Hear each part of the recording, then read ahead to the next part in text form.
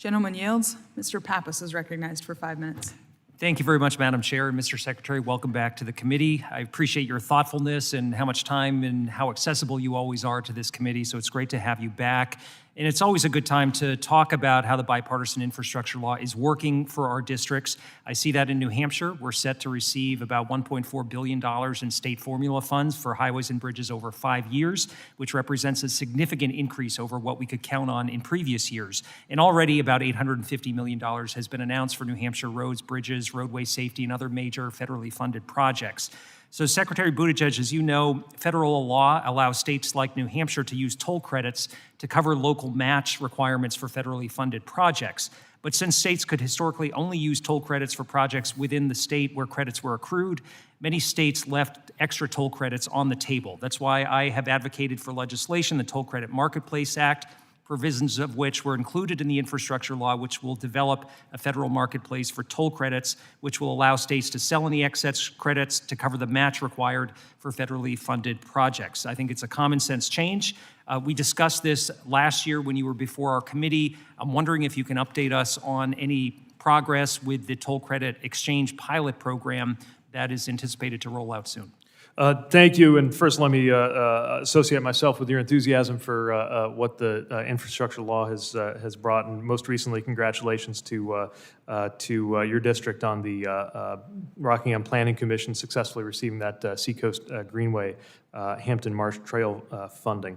With regard to the toll credit marketplace program, we recognize the importance of the value of an innovative program like that that you worked to create, and I know that they're looking to use their toll credits in new ways.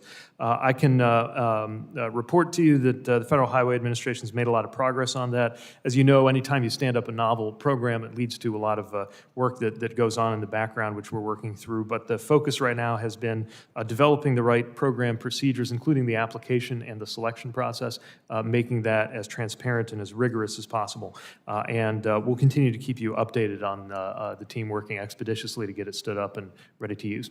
Well, I appreciate that. I know my state has itself hundreds of millions of dollars of unused toll credits that are on the table, and I know other states are eager to be able to deploy these resources to make the necessary investments that will improve roadway safety and improve our economy.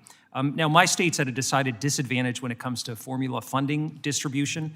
And since coming to Congress, I've worked to evaluate current funding structures to ensure states like mine get the adequate support that they need and that it's distributed in an equitable fashion. The calculations used to come up with the formula are, I believe, grossly outdated. For example, a state like Rhode Island, with half the roadway mileage of my state, received 30% more funding in fiscal year 2024. Vermont, which has about half the population of my state and fewer federal miles, received nearly 23% more in federal highway funds than New Hampshire did in fiscal year 2024. There are other states that are treated, I believe, inequitably by the formula, including Texas. I'm wondering if you'll conduct a study or providing any information for our committee as we think about the future of highway funding in terms of the formula and areas where we can look to make it more balanced and equitable for states like mine. Thank you. We'd certainly stand ready to provide any information, data, analysis, or technical assistance requested as Congress contemplates future changes to the formula. As you know, we work to implement the formula as provided by Congress, but certainly hear loud and clear from many states who have found that the formula is not consistent with their expectations based on their needs, and happy to do anything we can to make sure that Congress's deliberations about that are well informed. I appreciate that. Drunk and impaired driving traffic deaths have increased by 33% in the last 5 years. Even as vehicles are getting safer, crashes, injuries, and fatalities are still on the rise.